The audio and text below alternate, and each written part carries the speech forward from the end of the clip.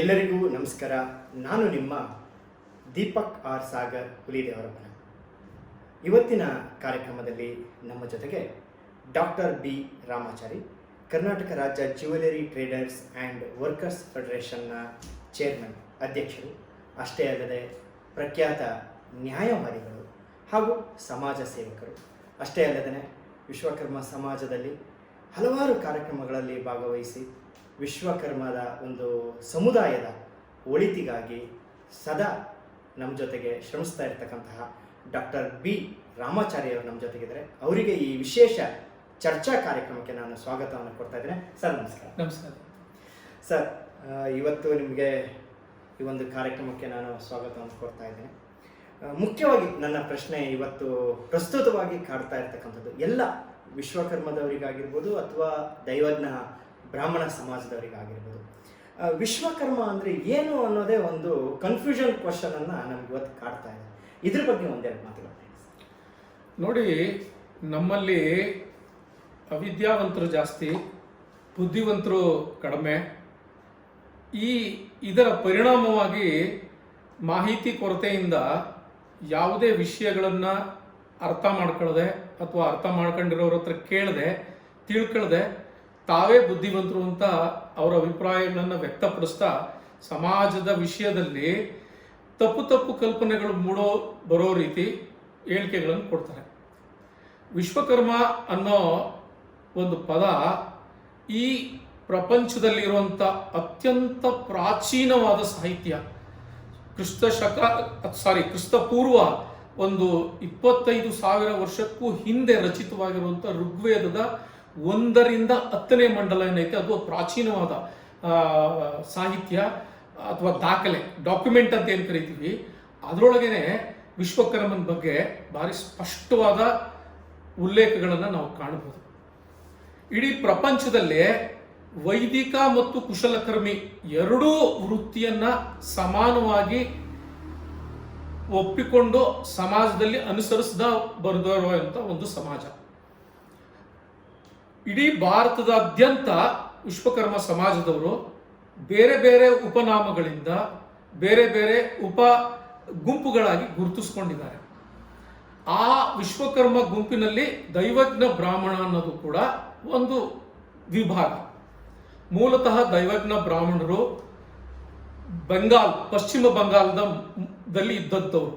ಅಲ್ಲಿ ಮುಸ್ಲಿಮರ ಆವಳಿಯಿಂದ ತಮ್ಮ ಸಂಸ್ಕೃತಿಯನ್ನ, ತಮ್ಮ ಧರ್ಮವನ್ನ, ತಮ್ಮ ಕುಶಲತೆಯನ್ನು ಉಳಿಸ್ಕೋಬೇಕು ಅಂತ ಹೇಳಿ ಅಲ್ಲಿಂದ ಗೋವಾಕ್ಕೆ ವಲಸೆ ಬರ್ತಾರೆ. 5 ಗುಂಪುಗಳಾಗಿ ವಿಂಗಡಣೆಯಾಗಿ ಪ್ರಮುಖವಾಗಿ 5 ಹಳ್ಳಿಗಳಲ್ಲಿ ವಾಸ್ತವ್ಯವನ್ನು ಹೂಡ್ತಾರೆ. ಅನಂತರ ಆ ಹಳ್ಳಿಗಳ ಹೆಸರನ್ನೇ ತಮ್ಮ ಸರ್ನೇಮ್ ಆಗಿ, ತಮ್ಮ ಹೆಸರಿನ ಮುಂದೆ ಉಪನಾಮವಾಗಿ ಬಳಸ್ಕೊಂಡು ಕರ್ನಾಟಕ, ಆಂಧ್ರ, ತಮಿಳುನಾಡು ಬೇರೆ ಬೇರೆ ಭಾಗಗಳಲ್ಲಿ ಉದ್ಯೋಗವನ್ನು ಅರಸಿ ವಲಸೆ ಹೋಗಿ ನೆಲೆಸ್ತಾರೆ. ಹಂಗೆ ಅತಿ ಹೆಚ್ಚು ಜನರು ಉದ್ಯೋಗವನ್ನು ಅರಸಿ ಕರ್ನಾಟಕದಲ್ಲೂ ಬಂದಿದ್ದಾರೆ. ಪಶ್ಚಿಮ ಬಂಗಾಳದಿಂದ ಗೋವಾಕ್ಕೆ ಬಂದಂಥದ್ದು ಅದು 15ನೇ ಶತಮಾನದ ಆದಿಯಲ್ಲಿ ನಡೀತದೆ. ಆಗ ಯಾರು ಗೋವಾಗೆ ಬರ್ತಾರೆ ಅವರು ಅಲ್ಲಿ ಸ್ಥಳೀಯ ಭಾಷೆಯಾದಂಥ ಕೊಂಕಣಿಯನ್ನ ಮಾತಾಡೋಕ್ಕೆ ಕಲ್ತ್ಕೋತಾರೆ. ಈಗ ವಿಶ್ವಕರ್ಮ ಸಮುದಾಯದಲ್ಲಿ ತಮಿಳು ಮಾತಾಡುವಂಥ ವಿಶ್ವಕರ್ಮರಿದ್ದಾರೆ, ಕೊಂಕಣಿ ಮಾತಾಡುವಂಥ ವಿಶ್ವಕರ್ಮರಿದ್ದಾರೆ, ತುಳು ಮಾತಾಡುವಂಥ ವಿಶ್ವಕರ್ಮರಿದ್ದಾರೆ, ತೆಲುಗು ಮಾತಾಡುವ ವಿಶ್ವಕರ್ಮರಿದ್ದಾರೆ. ಅಂದರೆ ಭಾರತದಲ್ಲಿ ಎಷ್ಟು ಭಾಷೆ ಇದೆ ಸುಮಾರು ಅಷ್ಟು ಭಾಷೆಯಲ್ಲೂ ಮಾತನಾಡುವಂಥ ವಿಶ್ವಕರ್ಮ ಸಮುದಾಯದ ಉಪಪಂಗಡಗಳನ್ನು, ಜಾತಿಯನ್ನು ನಾವು ಕಾಣಬಹುದಾಗಿದೆ.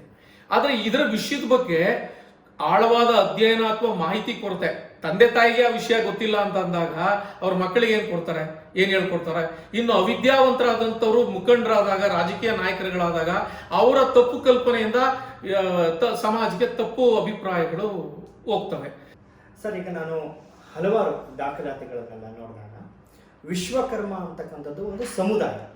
ಈ ವಿಶ್ವಕರ್ಮ ಅನ್ನೋ ಸಮುದಾಯದಲ್ಲಿ ವಿಶ್ವಕರ್ಮ ಜಾತಿ ಆಗಿರ್ಬೋದು, ದೈವಜ್ಞ ಬ್ರಾಹ್ಮಣ ಜಾತಿ ಆಗಿರ್ಬೋದು, ಅಥವಾ ಬೇರೆ ಬೇರೆ ಜಾತಿಗಳು ಇಲ್ಲಿ ಇದಾವೆ. ನೋಡಿ, ಒಂದು ವಿಷಯ ನೀವು ಅರ್ಥ ಮಾಡ್ಕೋಬೇಕು.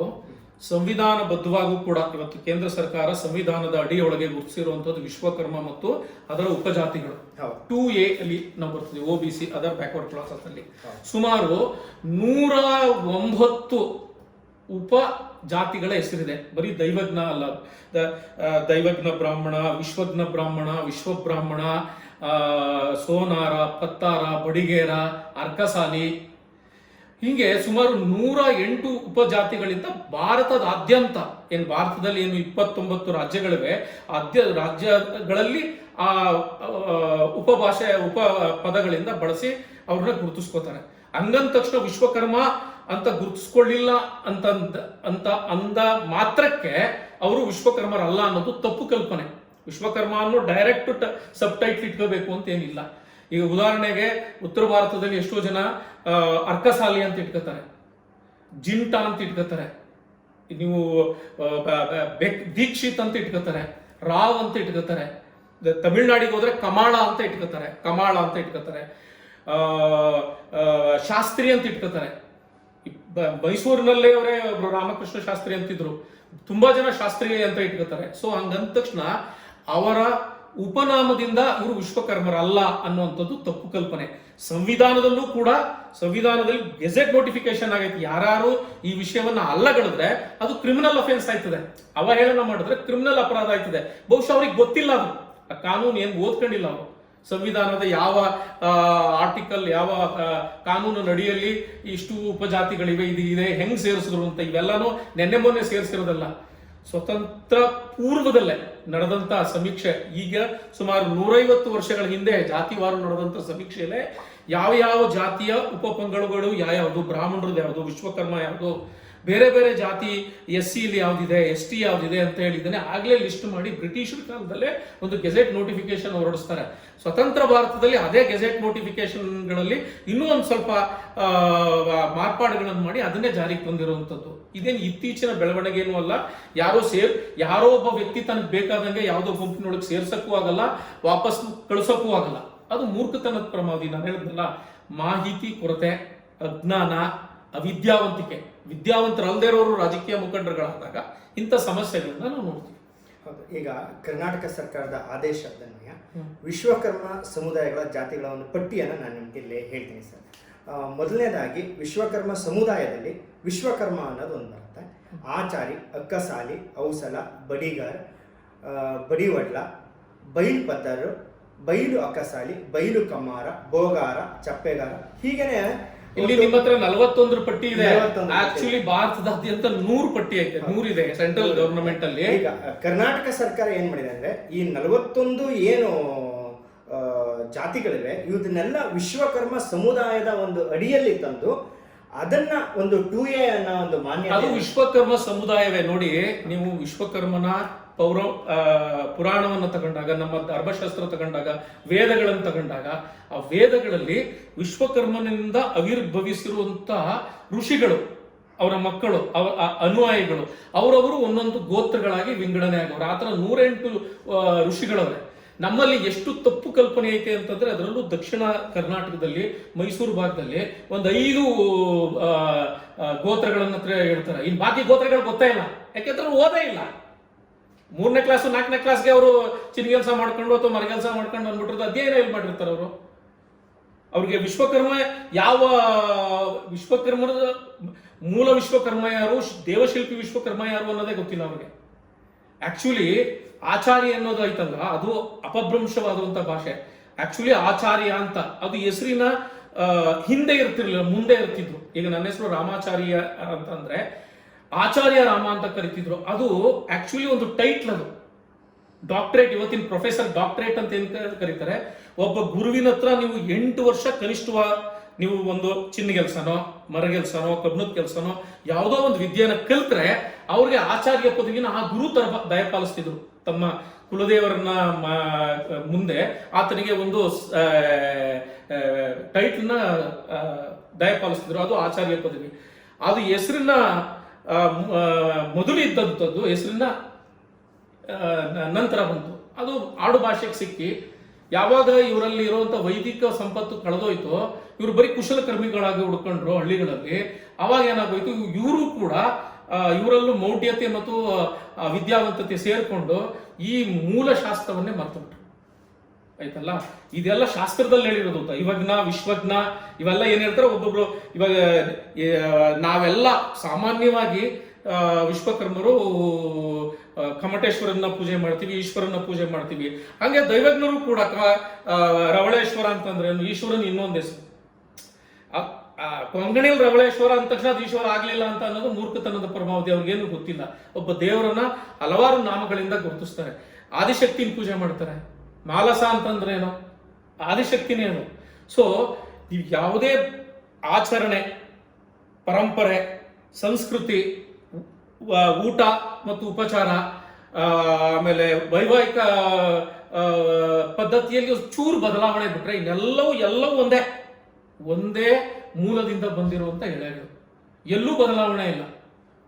ದೈವಜ್ಞರು ಜನಿವಾರ ಹಾಕ್ತಾರೆ, ವಿಶ್ವಕರ್ಮರು ಜನಿವಾರ ಹಾಕ್ತಾರೆ, ಅವರು ಗಾಯತ್ರಿ ಮಂತ್ರ ಹೇಳ್ತಾರೆ, ಇವರು ಗಾಯತ್ರಿ ಮಂತ್ರ ಹೇಳ್ತಾರೆ, ಅವರು ಚಿನ್ನ ಕೆಲಸ ಮಾಡ್ತಾರೆ, ಇವರು ಚಿನ್ನ ಕೆಲಸ ಮಾಡ್ತಾರೆ. ಬರೀ ಇಷ್ಟೇ ಅಲ್ಲ, ನೀವು ಉತ್ತರ ಭಾರತದಲ್ಲಿ ಹೋದ್ರೆ ಒಂದು ಸಮುದಾಯದಲ್ಲಿ ವಿಶ್ವಜ್ಞ ಅಂತ ಕರೀತಾರೆ, ಪಶ್ಚಿಮ ಬಂಗಾಳದಲ್ಲಿ ಹೋದ್ರೆ ಕರ್ಮಾಕರ ಅಂತ ಕರೀತಾರೆ. ಅವರು ಕರ್ಮಾಕರ ಅಂದ ತಕ್ಷಣ ಅವ್ರು ವಿಶ್ವಕರ್ಮ ಅಂತ ಹೇಳಕ್ ಬರೋದಿಲ್ಲ. ಆಂಧ್ರ ಪ್ರದೇಶದಲ್ಲಿ ಮುಖ್ಯವಾಗಿ ನೀವು ಆಂಧ್ರ ಪ್ರದೇಶದಲ್ಲಿ 90% ವಿಶ್ವಕರ್ಮರು ಯಾರು ಕಾಳಿಕಾ ದೇವಿನೇ ಆಗ್ಲಿ ಈಶ್ವರನ್ ಪೂಜೆ ಮಾಡಲ್ಲ. ಅವರೆಲ್ಲ ವೆಂಕಟೇಶ್ವರನ್ನ ಪೂಜೆ ಮಾಡ್ತಾರೆ. ಅಂದ್ರೆ ಆಯಾ ಪ್ರದೇಶದ ಅನುಕೂಲಕ್ಕೆ ಸಂಪ್ರದಾಯಕ್ಕೆ ಹೊಂದ್ಕೊಂಡು ವೆಂಕಟೇಶ್ವರನ್ ಪೂಜೆ ಮಾಡ್ತಾರೆ. ನೀನ್ ವೆಂಕಟೇಶ್ವರನ್ ಪೂಜೆ ಮಾಡ್ತಾ ಇದ್ಯಾ, ನೀನ್ ಈಶ್ವರನ ಹೆಸರು ಇಟ್ಕೊಂಡಿಲ್ಲ, ನೀನ್ ವಿಶ್ವಕರ್ಮ ಅಲ್ಲ ಅನ್ನೋದಲ್ಲ. ಇದು ಅತ್ಯಂತ ಪ್ರಾಚೀನವಾದ ಜಾತಿಗಳಲ್ಲಿ ವಿಶ್ವಕರ್ಮ ಮೊದಲ ಪಂಕ್ತಿಯಲ್ಲಿ ನಿಂತಿದೆ. ಅದರಲ್ಲಿ ಬರುವಂತ ಈ ಉಪಜಾತಿಗಳು ಇವತ್ತು ನಿನ್ನೆ ಬಂದಿರುವಂತದ್ದಲ್ಲ. ಎಲ್ಲವೂ ಕೂಡ ಸಾವಿರಾರು ವರ್ಷಗಳ ಕ್ರಿಸ್ತಪೂರ್ವ 25,000 ವರ್ಷಗಳ ಇತಿಹಾಸ ಐತೆ ವಿಶ್ವಕರ್ಮ ಸಮುದಾಯಕ್ಕೆ ಮತ್ತು ಅದರ ಉಪಪಂಗಡಗಳಾದ ದೈವಜ್ಞ ಸಮುದಾಯ, ಬೇರೆ ಬೇರೆ ಸಮುದಾಯಗಳು. ಇದು ವೈಜ್ಞಾನಿಕವಾಗಿ ಅಧ್ಯಯನ ನಡೆದಿದೆ. ವಿಶ್ವವಿದ್ಯಾನಿಲಯಗಳಿಗೆ ದಾಖಲೆಗಳಾಗೈತೆ, ರಿಸರ್ಚ್ಗಳಾಗೈತೆ, ದಾಖಲೆಗಳೈತೆ. ಸೊ ಈ ದಾಖಲೆಗಳನ್ನ ಅರ್ಥ ಮಾಡ್ಕೋಬೇಕಾಗುತ್ತೆ. ನೀವು ಕೇಳಿ ಯಾರನ್ನ ಬೇಕಾದ್ರೂ, ನಮ್ಮಲ್ಲೇ ವಿಶ್ವಕರ್ಮದಲ್ಲಿ 5 ಬಿಟ್ರೆ ಬೇರೆ ಯಾವುದು ಗೊತ್ತೇ ಇಲ್ಲ ಅಂತ ಹೇಳ್ತಾರೆ. ಅದೇ ಒಬ್ಬ ವಿದ್ಯಾವಂತರನ್ನ ಕೇಳಿದ್ರೆ ಒಂದು ಚಾರ್ಟ್ ಐತೆ, 108 ಋಷಿ ಮುನಿಗಳ ಚಾರ್ಟ್ ಐತೆ. ಅದರಲ್ಲಿ ದೈವಜ್ಞಾನೂ ಐತೆ. ವಿಶ್ವಕರ್ಮ ಮೇನ್ ಬರ್ತದೆ, ಅದನ್ನು ಒಡೆದು ಡಿವೈಡ್ ಮಾಡೋರು, ಅದರಲ್ಲಿ ದೈವಜ್ಞಾನೂ ಐತೆ. ಸೊ ಏನಾಗುತ್ತೆ, ರಾಜಕೀಯ ಕಾರಣಗಳಿಗಾಗಿ ಕೆಲವು ತಪ್ಪು ಸಂದೇಶಗಳನ್ನ ಹೊರಡಿಸುವಂತ ಸಂದರ್ಭದಲ್ಲಿ ಇವತ್ತಿನ ಒಂದು ಕರೋನಾದಿಂದ ದೇಶವೇ ಅಲುತ್ತಾ ಇದೆ. ಇಂಥ ಸಂದರ್ಭದಲ್ಲಿ ಜಾತಿಗಳ ಮಧ್ಯೆ ವಿಷ ಬೀಜವನ್ನ ಬಿತ್ತಕ್ಕಂತ ಒಂದು ಕೆಲಸ ಬೇಕಿತ್ತ?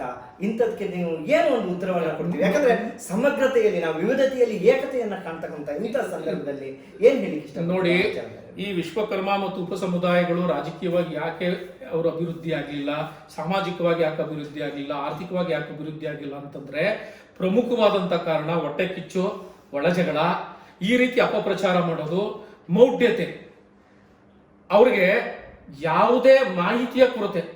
ಯಾರು ಧರ್ಮಗುರುಗಳು, ಮುಖಂಡರುಗಳು ಸಮುದಾಯಕ್ಕೆ ತಿಳಿಸಬೇಕಾಗಿತ್ತು ಇಂಥ ವಿಚಾರಗಳನ್ನ ಅವರೇ ಅಧ್ಯಯನ ಮಾಡಿಲ್ಲ.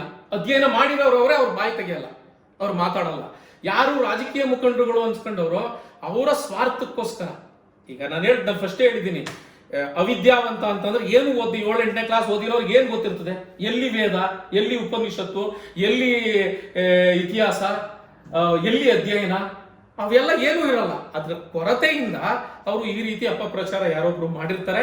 ಅದ್ರ ಬಗ್ಗೆ ಯಾರೋ, ನಾನಂತೂ ಖಂಡಿಸ್ತೀನಿ, ಎಲ್ಲರೂ ಖಂಡಿಸ್ತಾರೆ ಒಂದು.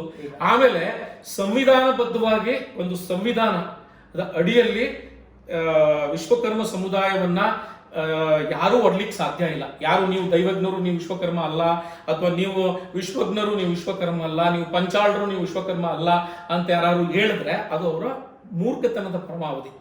ಕಾನೂನು ಅದಕ್ಕೆ ಯಾವುದೇ ಮಾನ್ಯತೆ ಕೊಡಲ್ಲ. ಯಾವುದೋ ಒಂದು ಪ್ರಚಾರ ಪಡ್ಕೋಬಹುದು ಅಷ್ಟೇ ಹೊರತು ಕಾನೂನಾತ್ಮಕ ಮಾನ್ಯತೆನೂ ಇಲ್ಲ. ಆಮೇಲೆ ಸಂಸ್ಕೃತಿಯಲ್ಲೂ ಸೈದ್ಧಾಂತಿಕ ಮಹತ್ವವನ್ನು ಅದಕ್ಕೆಲ್ಲ ಯಾರು ಕೊಡೋದಿಲ್ಲ. ಅದೆಲ್ಲ ಯಾರು ಬದಲಾವಣೆ ಮಾಡೋಕ್ಕಾಗಲ್ಲ. ನಾನು ಯಾರೋ ಒಬ್ಬ ಬದಲಾವಣೆ ಮಾಡೋಕ್ಕಾಗಲ್ಲ, ಇನ್ನೊಬ್ಬ ಯಾರೋ ವ್ಯಕ್ತಿ ಬದಲಾವಣೆ ಮಾಡೋಕ್ಕಾಗಲ್ಲ. ಸಾವಿರಾರು ವರ್ಷಗಳ ಇತಿಹಾಸ, ಸಾವಿರಾರು ವರ್ಷಗಳ ಸಂಸ್ಕೃತಿ, ಸಾವಿರಾರು ವರ್ಷಗಳ ಬದುಕನ್ನ ಯಾರೋ ಒಬ್ಬ ಬಂದು ಮೂರ್ಖತನದಿಂದ ಮಾತಾಡಿರೋದು. ಈ ಸಂದರ್ಭದಲ್ಲಿ ಒಬ್ಬ ರಾಜಕೀಯ ಮುಖಂಡನಾಗಿ ತನ್ನ ಸಮುದಾಯಕ್ಕೆ ತನ್ನ ಕೈಲಿ ಆಗಿರುವಂತ ಸಹಾಯ ಮಾಡುವಂತ, ಮಾರ್ಗದರ್ಶನ ಮಾಡುವಂತದ್ದು ಮಾಡಬೇಕು. ಕೆಲವ್ರು ಏನಂತಂದ್ರೆ, ಕೆಲವು ರಾಜಕಾರಣಿಗಳನ್ನ ನೋಡಿದೀವಿ, ಬೇರೆ ಸಮುದಾಯದವ್ರನ್ನು ಕೂಡ. ನನ್ನ ಸ್ನೇಹಿತರು ಒಬ್ರು ಒಕ್ಕಲಿಗ ಸಮುದಾಯದ ಒಬ್ರು ಮುಖಂಡರಿದ್ರು. ಅವರು ಒಬ್ಬ MLA ಹತ್ರ ಹೋಗ್ಕೊಂಡ್ರು, ಸರ್ ನನಗೊಂದು ಸಹಾಯ ಆಗಬೇಕು ಅಂದ್ರೆ, ನೋಡಯ್ಯ ನಾನು ನಿಮ್ಮ ತಾಲೂಕಿನವನಲ್ಲ, ನಿಮ್ಮ ತಾಲೂಕಿನ ಒಕ್ಕಲಿಗ ಸಮುದಾಯದವರು ನನ್ನನ್ನು ಗೆಲ್ಸಿಲ್ಲ, ನೀನು ನಿಮ್ಮ ತಾಲೂಕಿನವ್ರು ಕೇಳಿಸು, ನಮ್ಮ ತಾಲೂಕಿನವ್ರು ನಾನು ಮಾಡ್ತೀನಿ ಅಂತಂದ್ರು ಓಪನ್ ಆಗಿ. ಸೊ ಈ ರೀತಿ ಎಲ್ಲಾ ಜಾತಿಗಳು ಈ ಜಗಳಗಳು ಒಡಕುಗಳು ಐತೆ. ಬಟ್ ನಮ್ಮ ಸಮುದಾಯದಲ್ಲಿ ಏನಪ್ಪಾ ಅಂತಂದ್ರೆ ಯಾರು ಅಧ್ಯಯನಶೀಲತೆ ಮಾಡ್ಕೊಂಡಿಲ್ಲ, ಕೆಲವರು ಮೂರ್ಖತನದಿಂದ ಈ ರೀತಿ ಮಾತಾಡ್ತಾರೆ. ಅದ್ರ ಬಗ್ಗೆ ವಿಷಾದ ವ್ಯಕ್ತಪಡಿಸ್ತೀನಿ. ಯಾರು ತಲೆ ಕೆಡಿಸ್ಕೋಬೇಕಾಗಿಲ್ಲ. ಸಾವಿರಾರು ವರ್ಷಗಳ ಇತಿಹಾಸನ ಯಾರು ಬದಲಾವಣೆ ಮಾಡೋಕ್ಕಾಗಲ್ಲ. ಕರ್ನಾಟಕ ಸರ್ಕಾರವು ಕೂಡ ವಿಶ್ವಕರ್ಮದಲ್ಲಿ ಹಲವಾರು ಇವತ್ತು ಏನು ಸಮುದಾಯದಲ್ಲಿ ಹಲವಾರು ಏನು ಜಾತಿಗಳಿವೆ, ಇವುಗಳ ಒಂದು ಅಭಿವೃದ್ಧಿಗೋಸ್ಕರ ವಿಶ್ವಕರ್ಮದಲ್ಲೂ ಕೂಡ ಹಲವಾರು ಇವತ್ತು ಕುಟುಂಬಗಳು ಆರ್ಥಿಕವಾಗಿ ಹಿನ್ನಡೆಯಲ್ಲಿವೆ. ಇವರ ಒಬ್ಬರು 5-6 ಜ್ಯುವೆಲರ್ಸ್ ಮಾಡಿಕೊಂಡು 4-5 ಜನ ಶ್ರೀಮಂತರಾಗಿದ್ದ ತಕ್ಷಣ ಇಡೀ ವಿಶ್ವಕರ್ಮನೇ ನಾವು ಶ್ರೀಮಂತರಾಗಿದ್ದಾರೆ ಅಂತ ಹೇಳಿಕ್ಕಾಗಲ್ಲ. ಆದರೆ ಗ್ರಾಮೀಣ ಪ್ರದೇಶದಲ್ಲಿ ಆಮೇಲೆ ನಗರ ಪ್ರದೇಶದಲ್ಲಿ ಎಷ್ಟೋ ಜನ ಇವತ್ತು ಒಂದು ಹೊತ್ತಿಗೆ ಊಟ ಇಲ್ಲದೇನೆ ಚಿನ್ನ ಬೆಳ್ಳಿ ವೃತ್ತಿಯನ್ನು ಮಾಡಿರ್ತಕ್ಕಂಥವ್ರು ಆಗಿರ್ಬೋದು, ಅಥವಾ ಕಮ್ಮಾರಿಕೆ ಆಗಿರ್ಬೋದು, ಬಹಳ ಒಂದು ಮರಗೆಲಸ ಮಾಡ್ಕೊಂಡಿರೋರಾಗಿರ್ಬೋದು, ಅರ್ಕ ಹೊಯ್ಯೋರಾಗಿರ್ಬೋದು, ಬಹಳ ನಿಕೃಷ್ಟವಾದ ಜೀವನವನ್ನು ನಡೆಸ್ತಾ ಇದ್ದಾರೆ. ಈ ಒಂದು ಸಂದರ್ಭವನ್ನು ಸರ್ಕಾರ ಮನಗೊಂಡು ವಿಶ್ವಕರ್ಮ ಅಭಿವೃದ್ಧಿ ಮಂಡಳಿ ಅಂತ ಒಂದು ಮಂಡಳಿಯನ್ನು ರಚಿಸಿ ಆ ಮೂಲಕ ಒಂದು ಸಮುದಾಯಕ್ಕೆ ಒಂದು ಶಕ್ತಿಯನ್ನು ನೀಡ್ತಕ್ಕಂಥ ಒಂದು ಕೆಲಸವನ್ನು ಮಾಡಿದೆ. ಆದರೆ ನಾವಿವತ್ತು ಮಾಡಬೇಕಾದ ಜವಾಬ್ದಾರಿ ಏನಂದರೆ, ಈ ಮಂಡಳಿಯಲ್ಲಿ ಇವತ್ತು ಹಲವಾರು ಯೋಜನೆಗಳು, ಗಂಗಾ ಕಲ್ಯಾಣ ಯೋಜನೆ ಆಗಿರ್ಬೋದು, ರೈತರಿಗೆ ಉಪಯೋಗ ಆಗಲಿ ಅಂತ ಹೇಳಿ ಹಲವಾರು ಮಹಿಳೆಯರಿಗೆ ಲೋನ್ ಕೊಡೋದ್ರ ಮೂಲಕ, ಸಬ್ಸಿಡಿ ನೀಡೋದ್ರ ಮೂಲಕ ಹಲವಾರು ಯೋಜನೆಗಳಿವೆ. ಇಂಥ ಎಲ್ಲ ಯೋಜನೆಗಳು ಇವತ್ತು ಎಷ್ಟು ಜನ ಇವತ್ತು ಮಾಹಿತಿ ಇದೆ? ನಮ್ಮ ಕೆಲಸ ಇವತ್ತು ಈ ಒಂದು ಮಾಹಿತಿಯನ್ನು ನೀಡಬೇಕಾಗಿದೆ. ದೈವಜ್ಞರಿಗಾಗಿರ್ಬೋದು ಅಥವಾ ವಿಶ್ವಕರ್ಮ ಸಮುದಾಯದ ಹಲವಾರು ಒಂದು ಪಂಗಡಗಳಿಗಾಗಿರ್ಬೋದು, ನಾವು ಇವತ್ತವರಿಗೆ ಮಾಹಿತಿಯನ್ನು ನೀಡಬೇಕಾಗಿದೆ. ಈ ನಿಟ್ಟಿನಲ್ಲಿ ನೀವೇನು ಹೇಳಿಕೆ ಇಷ್ಟಪಡ್ತೀರಿ? ನೋಡಿ, ಸರ್ಕಾರ ತುಂಬಾ ಲೇಟ್ ಆದರೂ ಕೂಡ ಒಂದು ಅಭಿವೃದ್ಧಿ ನಿಗಮ ಅಂತ ಮಾಡಿದೆ. ನೀವು ಅರ್ಥ ಮಾಡ್ಕೋಬೇಕು, ಇವತ್ತು ಅತಿ ಹೆಚ್ಚು ವಿದೇಶಿ ವಿನಿಮಯ ಬರುವಂಥದ್ದು 2 ಪ್ರಮುಖವಾದಂಥ ಕ್ಷೇತ್ರಗಳಲ್ಲಿ. ಒಂದು IT ಸೆಕ್ಟರ್ ಆದರೆ ಇನ್ನೊಂದು ಪ್ರವಾಸೋದ್ಯಮ ಮತ್ತು ಚಿನ್ನದ ಉದ್ಯಮದಿಂದ. ಪ್ರವಾಸೋದ್ಯಮ ಅಂತಂದ್ರೇನು? ಪ್ರವಾಸಿಗಳು ಏನಕ್ಕೆ ಬರ್ತಾರೆ? ಇಲ್ಲಿ ಕಟ್ಟಿರುವಂಥ ದೇವಾಲಯಗಳನ್ನು ನೋಡೋಕ್ಕೆ, ಇಲ್ಲಿ ನಿರ್ಮಿಸಿರುವಂಥ ಬಂಗಲೆಗಳನ್ನು ನೋಡೋಕ್ಕೆ, ಇಲ್ಲಿ ನಿರ್ಮಿಸಿರುವಂಥ ಕಲೆಯನ್ನು ನೋಡೋಕ್ಕೆ. ಅದನ್ನೆಲ್ಲ ನಿರ್ಮಿಸಿರೋರು ಯಾರು? ವಿಶ್ವಕರ್ಮ ಸಮುದಾಯದವರೇ. ಆ ಸಮುದಾಯದಿಂದ ಕೋಟ್ಯಾಂತರ ರೂಪಾಯಿ, $1 ಟ್ರಿಲಿಯನ್ ಆದಾಯ ಸರ್ಕಾರಕ್ಕೆ ಬರ್ತಾ ಇದೆ. ನಾನು ಹೇಳಿದ್ನಲ್ಲ, ನಮ್ಮಲ್ಲಿ ಈ ರಾಜಕೀಯ ಇಚ್ಛಾಶಕ್ತಿ ಇಲ್ಲದೆ, ರಾಜಕೀಯ ನಾಯಕರ ಕೊರತೆಯಿಂದ ಪ್ರಶ್ನೆ ಮಾಡಿ, ಪ್ರಜಾಪ್ರಭುತ್ವದ ವ್ಯವಸ್ಥೆ ಒಳಗೆ ಏನಪ್ಪ ಅಂತಂದ್ರೆ ಜನಸಂಖ್ಯೆನೇ ಮಾನದಂಡ. ನಾವೆಲ್ಲ ವಿಶ್ವಕರ್ಮರು, ಉಪಪಂಗಡಗಳು ಎಲ್ಲರೂ ಒಗ್ಗಟ್ಟಾಗಿ ನಿಂತಾಗ ಕೋಟ್ಯಾಂತರ ಜನ ಆಗ್ಬಿಡ್ತಾರೆ ಇಡೀ ಭಾರತದಲ್ಲಿ. ಆಗ ಕೇಂದ್ರ ಸರ್ಕಾರಗಳು, ರಾಜ್ಯ ಸರ್ಕಾರಗಳು ನಮ್ಮ ಕಡೆ ತಿರುಗಿ ನೋಡ್ತದೆ.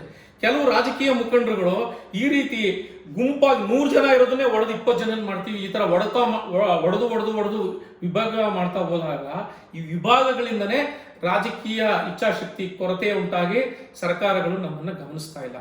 ಈಗ ಕೊಟ್ಟಿರುವಂತ ಈ ಏನು ಸೌಲಭ್ಯಗಳೈತೆ, ಇದು ನಿಜವಾಗ್ಲೂ 0.1% ಅಂತ ನನ್ನ ಪ್ರಕಾರ. 1% ಕೊಟ್ಟಿಲ್ಲ. ನಾವು ಏನು ಸರ್ಕಾರಕ್ಕೆ ಆದಾಯ ಕೊಡ್ತಾ ಇದ್ದೀವಿ, ನಮ್ಮ ಸಮುದಾಯಗಳು, ಅದರದ್ದು 1% ನಮಗೆ ಕೊಟ್ಟಿಲ್ಲ. ಸರ್ಕಾರಕ್ಕೆ ನಮ್ಮ ಸಮುದಾಯಗಳ ಕೊಡುಗೆ ಏನು, ಆರ್ಥಿಕ ಕೊಡುಗೆ ಏನು, ಸಾಂಸ್ಕೃತಿಕ ಕೊಡುಗೆ ಏನು, ಎಷ್ಟು ಲಾಭ ಬರ್ತಾ ಐತಿ ಅನ್ನೋ ಮನದಟ್ಟು ಮಾಡಿ ಬರೀ 5% ಕೇಳಿಬಿಟ್ರೆ ಸಾಕು. ಅದರೊಳಗೆ ಗೃಹ ಕೈಗಾರಿಕೆಗಳು, ಗುಡಿ ಕೈಗಾರಿಕೆಗಳು, ಸಣ್ಣ ಪುಟ್ಟ ವ್ಯಾಪಾರಿಗಳು, ಜೊತೆಗೆ ರೈತಾಪಿ ಜನರು, ಜೊತೆಗೆ ವೈದಿಕ ಧರ್ಮ, ಮುಖ್ಯವಾಗಿ ನಮ್ಮಲ್ಲಿ ಪೌರೋಹಿತ್ಯನೂ ಮಾಡ್ತಾರೆ, ಜೊತೆಗೆ ಕುಶಲಕರ್ಮಿತನ ಎರಡೂ ಕೂಡ ಒಂದೇ ಚಾನಲ್ನಲ್ಲಿ ಪ್ಯಾರಲಲ್ ಆಗಿ ಸಮಾನಾಂತರವಾಗಿ ನಡ್ಕೊಂಡು ಹೋಗೋಕ್ಕೆ, ಈ ಸಂಸ್ಕೃತಿನ ಉಳಿಸೋಕ್ಕೆ ಅನುಕೂಲ ಆಗ್ತದೆ. ಈ ನಿಟ್ಟಿನಲ್ಲಿ ಒಂದು ಕ್ರಿಯಾ ಯೋಜನೆಯನ್ನು, ಒಂದು ಆಕ್ಷನ್ ಪ್ಲಾನ್ ರಚನೆ ಮಾಡಿ ಸರ್ಕಾರದ ಮುಂದೆ ಇಡಬೇಕು. ಸರ್ಕಾರನ ಕನ್ವಿನ್ಸ್ ಮಾಡಬೇಕು. ಸರ್ಕಾರದ ಮುಂದೆ ಇದೆ, ದಾಖಲೆಗಳಿದೆ. ನಾವೇನು ಕತೆ ಹೇಳಬೇಕಾಗಿಲ್ಲ, ಪುರಾಣ ಹೇಳಬೇಕಾಗಿಲ್ಲ.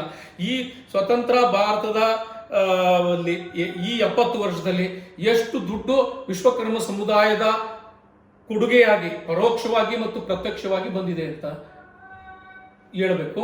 ಜೊತೆಗೆ ಚಿನ್ನ ಬೆಳ್ಳಿ ಮತ್ತು ಇತರೆ ವೃತ್ತಿಯಿಂದ ಎಷ್ಟು ವಿದೇಶಿ ವಿನಿಮಯವನ್ನ ನಾವು ತಂದುಕೊಟ್ಟಿದ್ದೀವಿ, ಅಷ್ಟು ವಿದೇಶಿ ವಿನಿಮಯದಿಂದ ಸರ್ಕಾರಕ್ಕೆ ಎಷ್ಟು ಲಾಭ ಆಗೈತೆ.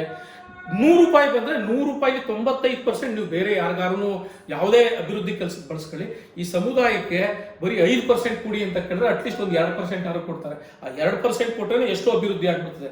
ಈಗ ನಮಗೆ ಕೊಡ್ತಾ ಇರೋದು 0.1%. ಅಭಿವೃದ್ಧಿ ನಿಗಮ ಅನ್ನೋದು ಬಹುಶಃ ಈ 29 ಜಿಲ್ಲೆ 29 ರಾಜ್ಯಗಳಲ್ಲಿ ಎಲ್ಲೂ ಇಲ್ಲ, ಕರ್ನಾಟಕದಲ್ಲಿ ಅಷ್ಟೇ ಮಾಡಿರೋದು. ಈಗ ಬೇರೆ ಬೇರೆ ರಾಜ್ಯಗಳಲ್ಲೂ ಕೂಡ ಇದನ್ನ ಮಾಡಬೇಕು ಅಂತ ಅಲ್ಲಿಯ ಲೋಕಲ್ ವಿಶ್ವಕರ್ಮ ಸಮುದಾಯಗಳು ಹೋಗ್ತಾ ಇದೆ. ಬೇರೆ ರಾಜ್ಯಗಳಲ್ಲಿ ನಮ್ಗೆ ಈ ರೀತಿ ಒಡಕು ಇಲ್ಲ. ಈ ರೀತಿ ನೀವು ವಿಶ್ವಕರ್ಮ ಬೇರೆ, ದೈವಜ್ಞ ಬೇರೆ, ವಿಶ್ವಜ್ಞ ಬೇರೆ, ಕಮ್ಮಾರ್ಕೆ ಬೇರೆ ಅಂತ ಹೇಳ್ತಲ್ಲ, ಅಲ್ಲೆಲ್ಲ ಒಂದೇ ಅಂತ ಹೇಳ್ಕೊಂಡು ಹೋಗ್ತಾವ್ರೆ ಎಲ್ಲಾರು ಮೇಲೆ.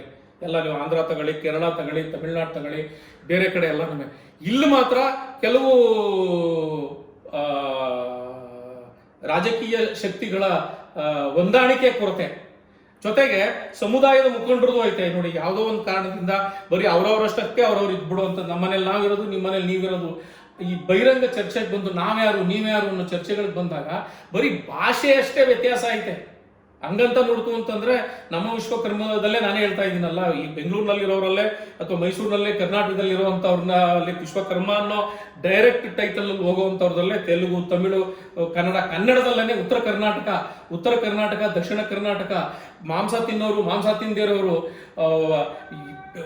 ಒಂದು 100 ದೇವರುಗಳಡಿಯಲ್ಲಿ 150 ವಿಭಾಗಗಳಾಗಿ ಒಡೆದೋಗ್ಬಿಟ್ಟೈತೆ. ಅವ್ರನ್ನೆಲ್ಲ ಒಗ್ಗಟ್ಟಿನಿಂದ ಒಟ್ಟಿಗೆ ತಂದು ಸೇರಿಸಿ, ಇದು ವಿಶ್ವಕರ್ಮ ಸಮುದಾಯ, ಇದು ವಿಶ್ವಕರ್ಮ ಅನ್ನೋದು ಒಂದು ಸಂಸ್ಕೃತಿ, ಅದು ಒಂದು ಜಾತಿನೇ ಅಲ್ಲ.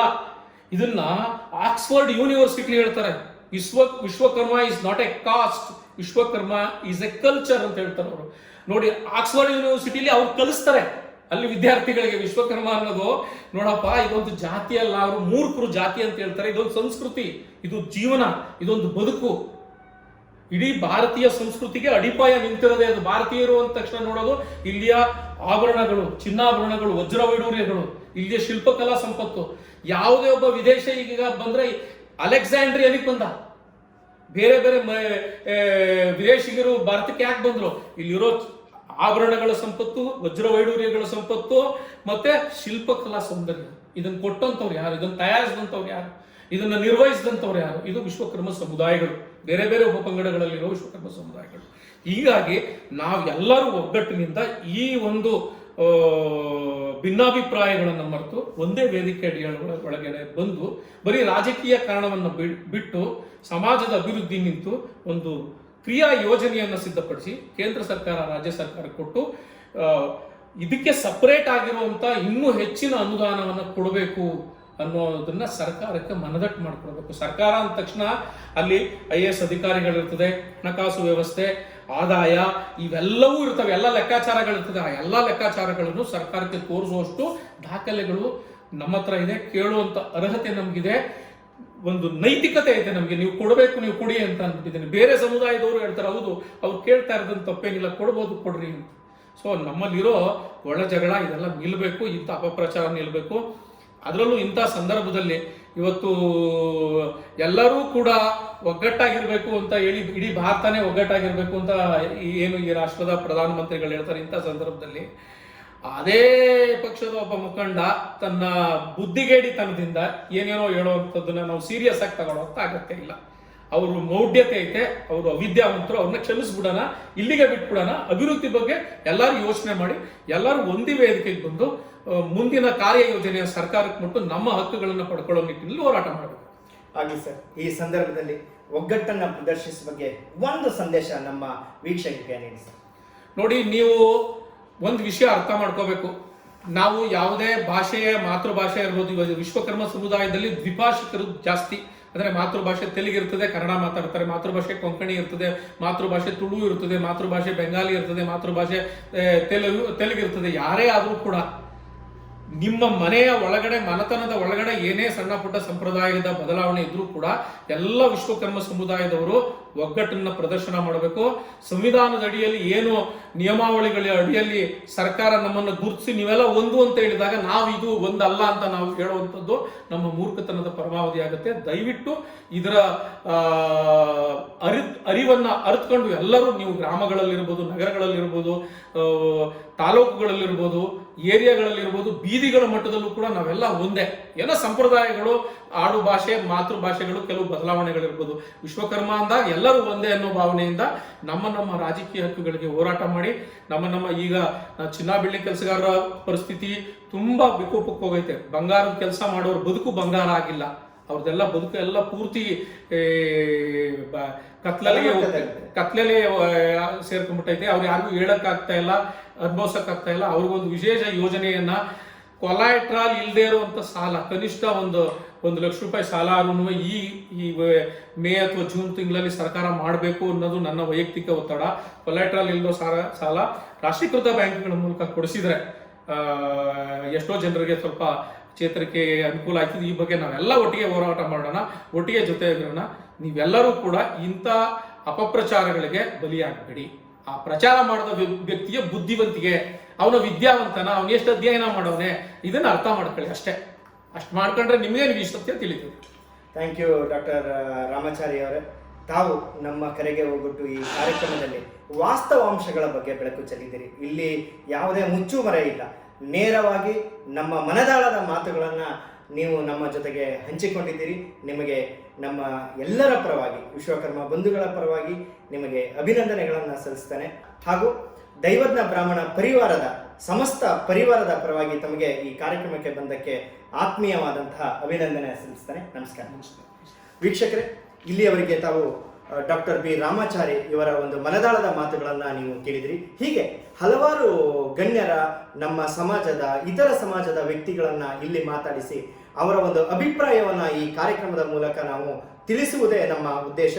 ಇಲ್ಲಿ ನಾವು ಯಾವುದನ್ನು ಹೇಳಿಕೊಟ್ಟು ಅಥವಾ ಇನ್ಯಾವುದೋ ರೀತಿಯ ಸ್ಕ್ರಿಪ್ಟ್ ಕೊಟ್ಟು ಯಾವುದೇ ಇದು ಕಾರ್ಯಕ್ರಮ ಅಲ್ಲ. ನೈಜ ಇರ್ತಕ್ಕಂಥ ವಿಚಾರಗಳನ್ನು ಒಂದು ಚರ್ಚೆಯ ಮೂಲಕ ಅಸಾಮಾನ್ಯನಿಗೆ, ಸಾಮಾನ್ಯನಿಗೂ ಕೂಡ ಮಾಹಿತಿಯನ್ನು ತಿಳಿಸ್ತಕ್ಕಂಥ ಒಂದು ಈ ಕಾರ್ಯಕ್ರಮ. ಈ ಮಾಹಿತಿಯನ್ನು ನೀವು ತೆಗೆದುಕೊಂಡು ಏನು ನಿಜಾಂಶಗಳು ಇವೆ ಎನ್ನುವುದನ್ನು ತಿಳಿದು ನಾವೆಲ್ಲರೂ ಕೂಡ ಸಂಘಟಾತ್ಮಕವಾಗಿ ಭಾರತದ ಒಂದು ಸಮಗ್ರತೆಯಲ್ಲಿ, ಸಂವಿಧಾನದ ಒಂದು ಅಡಿಯಲ್ಲಿ, ವಿವಿಧತೆಯಲ್ಲಿ, ಏಕತೆಯಲ್ಲಿ ನಾವೆಲ್ಲರೂ ಜೀವಿಸೋಣ. ಇಂದು ಕುಶಲಕರ್ಮಿಗಳ ಬದುಕು ಬಹಳ ದಾರುಣ ಸ್ಥಿತಿಯಲ್ಲಿದೆ. ಇಂತಹ ಸ್ಥಿತಿಯಲ್ಲಿ ಒಡಕನ್ನು ಉಂಟು ಮಾಡದೆ ಒಗ್ಗಟ್ಟನ್ನು ಪ್ರದರ್ಶಿಸಿ ನಾವೆಲ್ಲರೂ ಮುನ್ನುಗ್ಗಬೇಕು, ಸರ್ಕಾರದಿಂದ ದೊರೆಯುವ ಸೌಲಭ್ಯಗಳನ್ನು ಪಡೆದುಕೊಳ್ಳಬೇಕು ಅಂತ ಹೇಳ್ತಾ ಇವತ್ತಿನ ಕಾರ್ಯಕ್ರಮವನ್ನು, ಚರ್ಚೆಯನ್ನು ಮುಗಿಸಿ ಮುಂದಿನ ಚರ್ಚೆಗೆ ಮತ್ತೆ ನಿಮ್ಮ ಜೊತೆಗೆ ಬರ್ತಾನೆ ನಿಮ್ಮ ದೀಪಕ್ ಆರ್ ಸಾಗರ್ ರೇವಣ್ಕರ್. ನಮಸ್ಕಾರ.